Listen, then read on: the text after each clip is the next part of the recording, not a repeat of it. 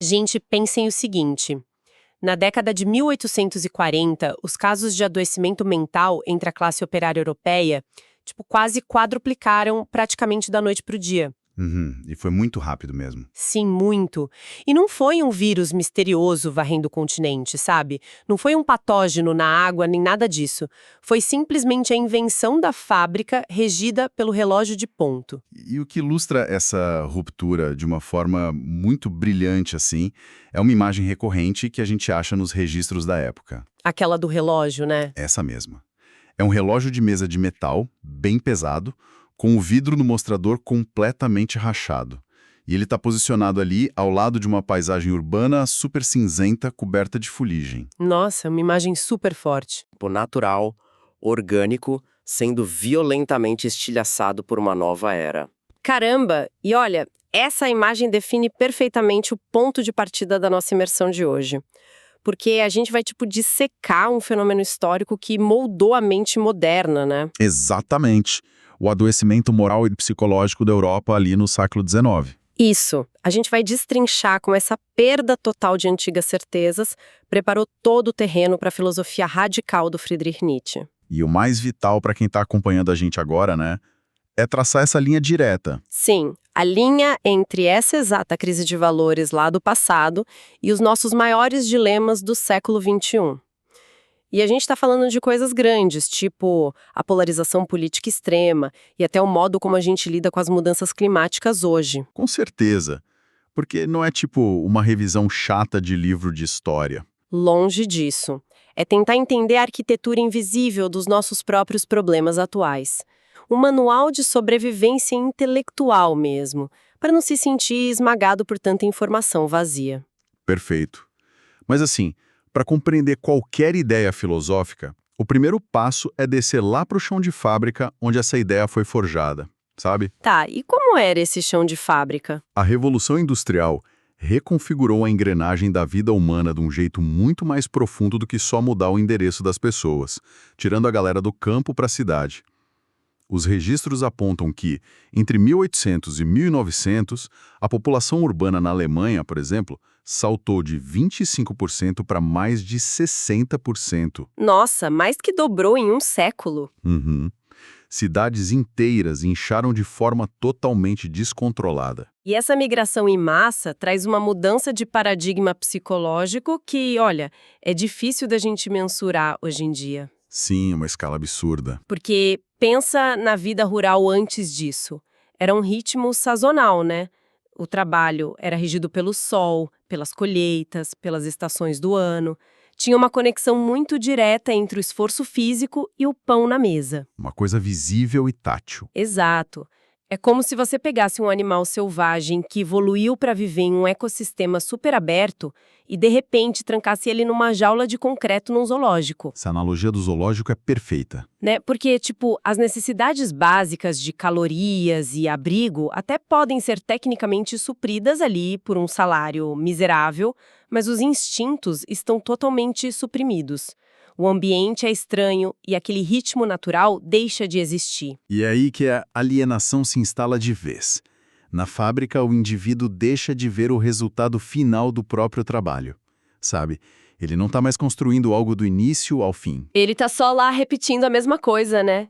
Ele passa a apertar o mesmo parafuso 12, 14 horas por dia, cercado por um monte de estranhos, seguindo um cronograma que é artificial e punitivo. E o cansaço não era só físico, então? Não, de jeito nenhum. Óbvio que tinha o cansaço causado pelas jornadas insalubres, o ar contaminado, mas era um esgotamento do próprio sentido da existência.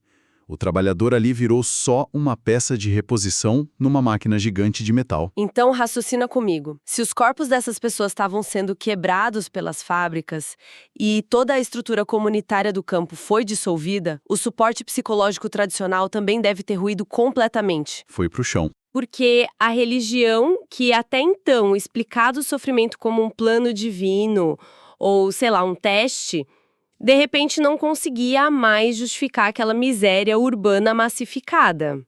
O discurso antigo já não colava mais. Exato! As pessoas devem ter se sentido muito abandonadas, tanto pelo divino quanto pelo Estado. Então elas estavam psicologicamente prontas para abraçar uma visão de mundo incrivelmente sombria, não estavam? Estavam. E esse vazio existencial escancarou as portas para o niilismo. E é justamente nesse vácuo de sentido que a filosofia do Arthur Schopenhauer encontrou um solo super fértil. Dominando tudo nas universidades, né? Sim, dominando o pensamento intelectual da Alemanha inteira na época. O Schopenhauer olhou para essa sociedade traumatizada e ofereceu uma tese brutal. Que era qual? Ele disse que a vida simplesmente não tem um propósito divino ou racional. Para ele, o universo é movido por um impulso cego, caótico e totalmente irracional. Uma coisa que ele chamou de vontade. A tal da vontade. Uhum. Uma vontade insaciável que, cara, nunca encontra paz. Tá, vamos destrinchar isso aí, porque a mecânica dessa ideia é bem densa para quem tá ouvindo. Se a força motriz do universo é só um desejo cego e irracional, isso significa que a gente tá sempre correndo atrás de alguma coisa, certo? Correto. O tempo todo. E aí, quando a gente não tem essa coisa, a gente sofre pela falta. Mas, tipo, quando a gente finalmente consegue o que queria, rola um tédio e logo a gente já passa a desejar a próxima coisa? Exatamente. Essa é a essência do pessimismo dele. A existência seria um pêndulo oscilando eternamente entre a dor e o tédio. Cara, que perspectiva pesada. Muito pesada. A dor não é um acidente de percurso para ele, sabe? É o componente principal da vida. E a solução lógica que o Schopenhauer tira dessa equação toda é a renúncia. Como assim renúncia? Ué, se o desejo é a fonte de toda a nossa miséria, a única forma de alcançar alguma paz seria negar a própria vontade de viver. É a busca pela passividade absoluta, sabe? Um desapego total de ambições, de paixões e impulsos. Entendi. Mas olha, esperar que uma sociedade inteira abrace a passividade absoluta cria um problema prático gigantesco, não cria? Com certeza. A conta não fecha. É, porque como a humanidade avança, assim, aceitar essa renúncia é o equivalente a você estar no meio de um jogo super difícil, aí você simplesmente coloca o controle no chão e desiste de jogar. Exatamente.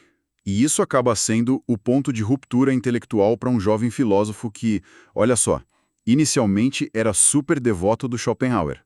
Ah, o Nietzsche, né? Ele mesmo, o Friedrich Nietzsche.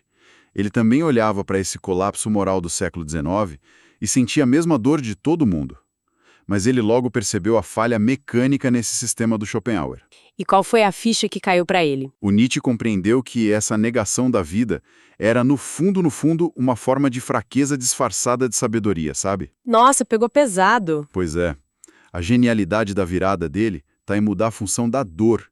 Para ele, o sofrimento não é um sinal de que a vida deu errado e que a gente deve desistir.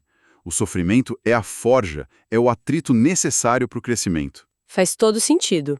Então, se a dor é o combustível, em vez de ser o freio, a resignação se torna o verdadeiro inimigo. Exato. Ficar parado é o problema. Mas vem cá, isso levanta uma questão imediata. Se a gente não vai desistir e vai agir no mundo, qual bússola a gente usa? Essa é a grande pergunta. Porque assim, se a religião perdeu a força lá com as fábricas e essa filosofia de renunciar à vida provou ser uma armadilha, como é que a gente decide o que é certo e o que é errado então? É aí que entra o projeto central do Nietzsche, que é a investigação sobre a origem dos valores morais.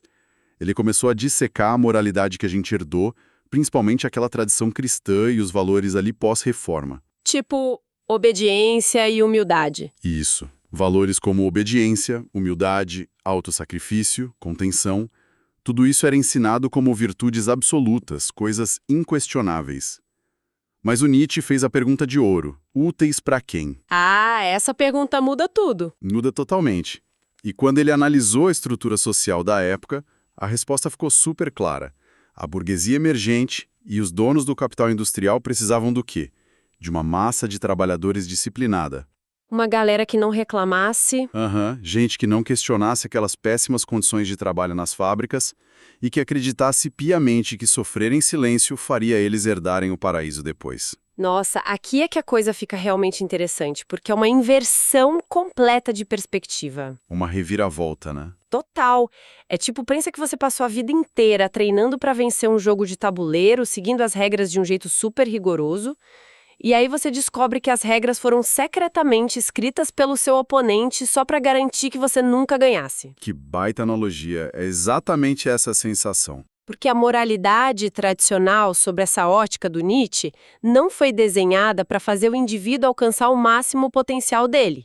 Ela foi desenhada para manter a engrenagem funcionando. Foi uma domesticação humana. Foi. A submissão virou virtude e qualquer faísca de rebeldia, de instinto ou de afirmação pessoal foi logo rotulada como pecado. E ao revelar que a moralidade era, na verdade, uma construção de controle social, o Nietzsche propôs um novo motor para a ação humana, algo que ele chamou de vontade de poder. E aqui a gente precisa ter cuidado, né? Muito cuidado. É crucial desmistificar esse termo, porque ele foi historicamente distorcido. Sim, muita gente entende errado. A vontade de poder não é de forma alguma um manual para tirania política, sabe? Nem para dominação violenta sobre o vizinho. A mecânica desse conceito é outra. Refere-se ao impulso interno de domínio sobre si mesmo. Sobre a própria vida, no caso. Isso, é a energia de superação. É a capacidade de um indivíduo de rejeitar regras pré-fabricadas e assumir a autoria da própria história. Então, quando Nietzsche fala sobre destruir os ídolos e os velhos dogmas com um martelo, o objetivo não é celebrar o caos e a anarquia. Não, não é bagunça. O objetivo é limpar o terreno, né? É abrir espaço para o que ele chamou de Übermensch, o tal do super-homem. Que, de novo, deixando bem claro, para nossa audiência tem zero relação com heróis de histórias em quadrinhos, ou pior ainda, com qualquer ideia bizarra de superioridade racial. É importante sempre ressaltar isso. O Übermensch, na filosofia dele, é aquele indivíduo que tem uma coragem quase assustadora de criar os seus próprios valores num mundo que não tem mais garantias divinas. Um peso enorme nas costas. Enorme. Mas sejamos práticos, olhando lá para o século XIX. Se a religião e a moralidade clássica foram esvaziadas, onde aquela sociedade tentou encontrar algum significado para preencher esse abismo existencial? Bom, imagino que as pessoas precisavam se agarrar a algo. E o refúgio imediato para as mentes mais brilhantes daquela era foi a arte. A experiência estética tentou preencher essa lacuna deixada pelo sagrado, sabe? Interessante. A arte virou a nova religião. De certa forma, sim. Compositores, romancistas, pintores, figuras gigantes como Richard Wagner e Fyodor Dostoiévski, eles buscaram na criação artística uma intensidade que a vida urbana burocrática tinha simplesmente esmagado. Fugindo das fábricas cinzentas? Isso. E a ideia não era só ir lá e pendurar uns quadros bonitos na parede. Era transformar a própria existência em uma obra de arte. Esculpir o próprio caráter com a mesma dedicação que um artista esculpe o mármore. Caramba! E o que é curioso nisso tudo, pensando bem, é o papel da ciência. Como assim? Porque o século XIX é justamente a era de ouro do método científico, né? Da biologia, da física, do positivismo. A ciência estava lá curando doenças, construindo ferrovias, decifrando a natureza. Logicamente, pareceria que a razão científica seria a substituta perfeita e natural para a religião. É a conclusão que a maioria tiraria. Então, por que a ciência não conseguiu fornecer esse novo sistema operacional de valores para a galera? A limitação da ciência, que inclusive o próprio Nietzsche diagnosticou com uma precisão absurda, está na sua própria natureza metodológica. Tá, elabora isso um pouco mais. É que a ciência é excepcional em fornecer dados quantitativos. O positivismo consegue descrever a mecânica do universo, medir a gravidade, calcular a velocidade da luz e detalhar toda a biologia humana. Mas, no entanto, a razão científica falha miseravelmente em prescrever significado. Ah, entendi o ponto. Ela responde à pergunta o que as coisas são, mas é incapaz de responder como a gente deve viver ou por que a nossa vida tem valor. Exatamente porque os dados não resolvem a questão do sentido humano, né? Tipo, pensa na pessoa apaixonada. Boa, um ótimo exemplo. Uma máquina pode lá medir todos os batimentos cardíacos, as reações das pupilas e os níveis de dopamina no cérebro de quem está apaixonado. Você tem a planilha completa do corpo físico ali na sua tela. Todos os dados possíveis. Mas essa planilha não chega nem perto de explicar a beleza transcendental do amor, sabe? Nem justifica porque vale a pena arriscar ter o coração partido por alguém.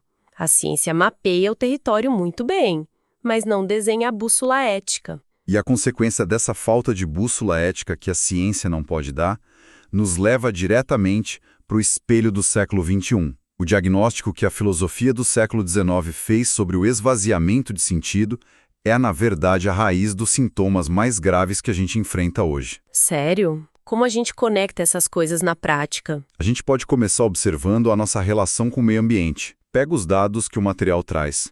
O aumento da temperatura média global em 1,2 graus Celsius desde a era pré-industrial. E a marca alarmante de 21 milhões de pessoas deslocadas anualmente, os refugiados climáticos. São números apavorantes. São, e eles não representam apenas problemas de engenharia ou de emissões. São resultado prático de uma fratura ética. Tá, e aqui a conexão com a filosofia fica fascinante. Porque se o Übermensch do Nietzsche aceita que não existe um mundo celestial nos esperando após a morte, então este mundo físico, a nossa Terra, é a única realidade que existe. Ele precisa assumir responsabilidade absoluta por esse espaço, né? Exatamente, o peso está todo aqui e agora. Então, como é que essa lógica altera fundamentalmente a maneira como a gente aborda a crise climática hoje em dia? Altera tirando a questão da sustentabilidade do campo da culpa e colocando no campo da força e da afirmação da vida. Uau, isso é uma guinada em tanto. É uma mudança de paradigma. Porque, pensa bem, grande parte do discurso ambiental atual é baseado numa narrativa de punição. O ser humano é visto ali como um vírus, um pecador moderno, destruindo o Éden natural. E a narrativa diz que a gente precisa se sacrificar e sentir muito a culpa para salvar o planeta. Sim, é sempre um discurso de autoflagelação. E o que a lente nietzschiana propõe de diferente? Propõe uma mecânica oposta. Para essa visão, destruir o próprio habitat não é apenas algo moralmente errado. É um sinal de fraqueza profunda. É uma falha no autocontrole e na inteligência da nossa espécie. A verdadeira afirmação da vontade de poder é dominar os nossos impulsos destrutivos de curto prazo. Então a sustentabilidade vira uma demonstração de grandeza. Isso. A sustentabilidade se torna a demonstração máxima de maestria humana. A gente preserva a biosfera não por culpa cristã, mas porque a gente valoriza a nossa existência de forma tão grandiosa que exigimos um ambiente onde a vida possa florescer no seu ápice absoluto. Olha, essa mudança de prisma da sustentabilidade como um peso de culpa corporativa para a sustentabilidade como a maior prova de força humana é muito poderosa. Mas existe uma outra ramificação dessa falta de sentido no século XXI que é meio impossível de ignorar, né? E qual seria? É que se a tarefa de criar os próprios valores é tão pesada assim, se ser o autor da própria vida exige um esforço colossal, faz total sentido que muita gente simplesmente não aguente o tranco. Não é para qualquer um. O vazio existencial é aterrorizante, né? E quando as pessoas fogem dessa responsabilidade imensa, elas buscam alívio rápido. E é aí que a nossa crise de polarização moderna e as câmaras de eco entram de cabeça nessa história. Você tocou num ponto nevrálgico agora. Os indicadores das fontes mostram que a polarização ideológica em países desenvolvidos cresceu incríveis 60% nas últimas 2 décadas. 60%? É muita coisa. É um salto assustador. E o que impulsiona isso é justamente a intolerância ao vácuo. Com aquela desintegração das referências comunitárias e religiosas mais sólidas, as plataformas digitais acabaram assumindo o papel das antigas igrejas medievais. Entendi, virou um novo templo. Exato. Os algoritmos não fornecem apenas entretenimento ou conteúdo. Eles fornecem dogmas pré-fabricados. Eles pegam o caos complexo do mundo e organizam em narrativas muito simples e mastigadas de nós contra eles. Então a polarização extrema não é necessariamente um excesso de convicção política que as pessoas têm. É o sintoma de uma angústia super profunda. São indivíduos aterrorizados pela complexidade de pensar por si mesmos, e aí eles buscam desesperadamente a segurança emocional de um rebanho. É a busca por pertencimento fácil. Né? A única diferença é que agora o pastor desse rebanho é um algoritmo que é matematicamente otimizado para gerar engajamento através da raiva. Perfeita leitura. E a análise rigorosa que o material faz desse cenário revela que essa dinâmica corrói as instituições de todos os lados do espectro ideológico. Imparcialmente. Pega todo mundo. Sim, o texto deixa isso bem claro. O aumento da desconfiança afeta a política de forma totalmente generalizada. Independentemente de estar à direita ou à esquerda, o estrago é o mesmo. A sociedade como um todo está substituindo o diálogo genuíno, aquele que exige ouvir o outro de verdade e admitir a incerteza, por um teatro contínuo de afirmações identitárias. Onde ninguém escuta ninguém. Ninguém.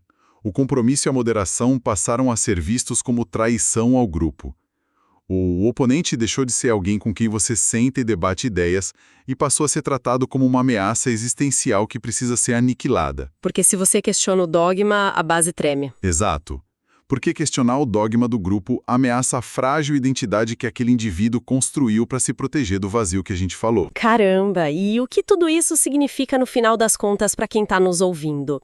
Significa que a verdadeira autonomia intelectual, aquele ideal do Nietzsche de forjar o próprio caminho, não é aquele individualismo egoísta de fazer o que der na telha e ignorar o resto do mundo. De jeito nenhum, é muito mais difícil que isso. É o trabalho mais árduo que existe. É a pesada responsabilidade de não terceirizar sua bússola ética. É bater o pé e recusar entregar o controle do seu raciocínio para políticos extremistas, para influenciadores da moda ou para algoritmos que foram desenhados só para gerar raiva. Ou até para tradições mortas, né? Que já não oferecem respostas reais para os dilemas que a gente está vivendo hoje. Sim, e para que a arquitetura social não entre em colapso total, a gente precisa de algo a mais, não acha? O material aponta que a reconstrução exige uma tolerância altíssima à ambiguidade. Requer a coragem de manter conversas difíceis sem usar o escudo das certezas absolutas o tempo todo. Aguentar o desconforto. Isso. O antídoto para essa superficialidade toda exige ações concretas, que falem muito mais alto do que só declarações vazias desenhadas unicamente para ganhar aplausos virtuais dentro de uma bolha digital qualquer. Faz todo sentido. E isso me deixa com uma reflexão fundamental para o fim desta análise, conectando tudo o que a gente conversou hoje. Manda ver. A gente mergulhou naquela ideia de que a ciência pura, os dados nus e crus lá do positivismo, eles apenas descrevem o mundo, mas não ditam valores morais, certo? Certo. Os dados sozinhos são neutros. Porque os números não sabem o que é justiça, beleza ou propósito. E olha só que loucura! Neste exato momento da história, a gente está treinando os modelos mais poderosos de inteligência artificial usando uma ingestão massiva dos dados que nós mesmos geramos na internet todos os dias. E são dados carregados de tudo isso que a gente discutiu. Uhum. Se o nosso sistema operacional humano atual está tão marcado pelo esvaziamento de sentido, pela reatividade cega e por essa tribalização agressiva que a gente viu, a pergunta que fica é: a gente está prestes a codificar na eternidade digital nosso próprio niilismo? É uma possibilidade bem sombria. Ou, numa visão mais otimista, será que a inteligência artificial, ao espelhar todas as nossas falhas com uma precisão matemática brutal, vai ser o choque que finalmente vai nos forçar a assumir com coragem o papel de autores responsáveis pela nossa própria humanidade? Que pergunta fantástica. Fica aí o questionamento profundo para continuar ecoando na mente da nossa audiência muito depois dessa exploração.